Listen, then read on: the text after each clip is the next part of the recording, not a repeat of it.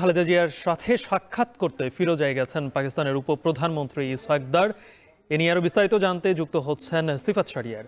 সিফাত, খালেদা জিয়ার বাসভবনে কোন কোন বিএনপি নেতা এখন উপস্থিত আছেন, আর পাকিস্তানের উপপ্রধানমন্ত্রী বিএনপি চেয়ারপারসনের সঙ্গে কোন বিষয় নিয়ে আলোচনা করতে পারেন, কোনো কি আভাস পেয়েছেন?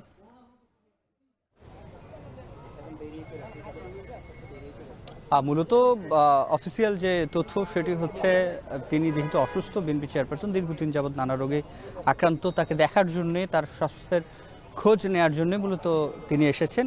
আবার বলে রাখি, প্রায় এক যুগেরও বেশি সময় 2012 সালে এসেছিলেন পররাষ্ট্রমন্ত্রী পর্যায়ে পাকিস্তানের কোনো কর্মকর্তা।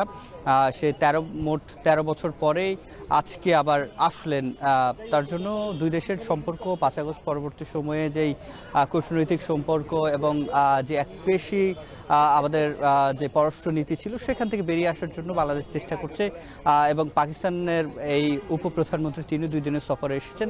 তিনি এসেই কিন্তু একেবারে রাজনৈতিক বিভিন্ন দলের যারা প্রতিনিধি রয়েছেন, বিএনপিও সেখানে উপস্থিত ছিল, জামাত, বিএনপি, এনসিপি সহ অন্যান্য রাজনৈতিক ক্রিয়াশীল দলগুলো ছিল, তাদের সাথে কিন্তু সেখানে রাজনৈতিক আলাপটি করে ফেলেছেন। এখানে বিএনপি চেয়ারপারসন তিনি সাবেক প্রধানমন্ত্রীও, তার সাথে মূলত তার স্বাস্থ্যের খোঁজ নেওয়ার জন্য এখানে এসেছেন, এটি বিএনপি থেকে জানানো হয়েছে। এবং বিএনপি মহাসচিব এই মুহূর্তে ভেতরে রয়েছেন গালিব, এবং সেই সাথে দীর্ঘদিনের বিএনপি চেয়ারপারসনের যিনি স্বাস্থ্যের খোঁজ নিয়েছেন এবং খুব কাছ থেকে তার স্বাস্থ্যসেবা করেছেন, বিএনপির স্থায়ী কমিটির সদস্য এজেডএম জাহিদ হোসেন, তিনিও ভেতরে রয়েছেন।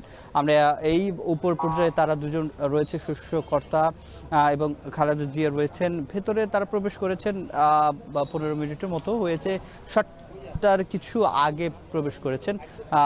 তারপরে যেহেতু দুই দেশের সামনের আসন্ন ত্রয়োদশ জাতীয় সংসদ নির্বাচন, সেখানে বিএনপি একটি বড় দল হিসেবে প্রতিদ্বন্দ্বিতা করবে। এই সব মিলিয়ে আসলে বিএনপির রাজনৈতিক অবস্থান, এবং এই আজকে সহ 24 ঘন্টা তো পেরুলো, পাকিস্তানের উপপ্রধানমন্ত্রী এখানে এসেছেন, সামনের রাজনীতি পাকিস্তানের সাথে কীরকম কূটনীতিক এবং পররাষ্ট্র নীতিগত কী সম্পর্ক হবে সে নিয়ে নিশ্চয় আলোচনা হয়েছে।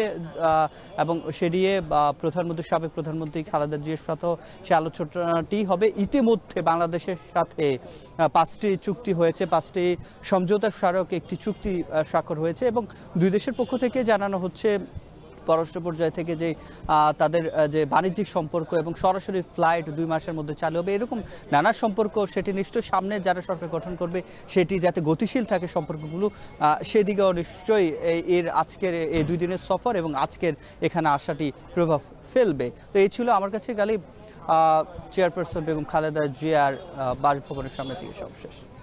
বিএনপি চেয়ারপারসন বেগম খালেদা জিয়ার সঙ্গে দেখা করতে যাবেন পাকিস্তানের উপপ্রধানমন্ত্রী, সে বিষয়ে জানাচ্ছিলেন সিফাত শাহরিয়ার। এদিকে প্রধান উপদেষ্টা